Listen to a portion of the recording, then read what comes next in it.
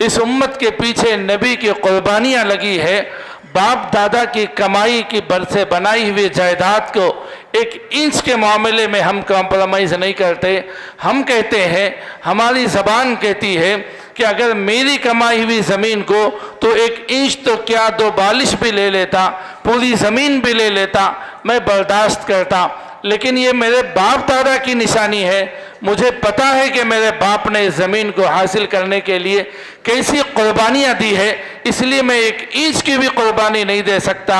हज़रत ने फरमाया, तुम अपने बाप दादा की बनाई हुई जायदाद को कुर्बान नहीं कर सकते तो फिर आज कैसे गवारा कर लिया है और कैसे तैयार हो गए हो कि अपनी आँखों के सामने अपने नबी की खून पसीने की कमाई और अपने सहाबा की लाशों पर बनी इस उम्मत को गुमराह होते हुए, बहकते हुए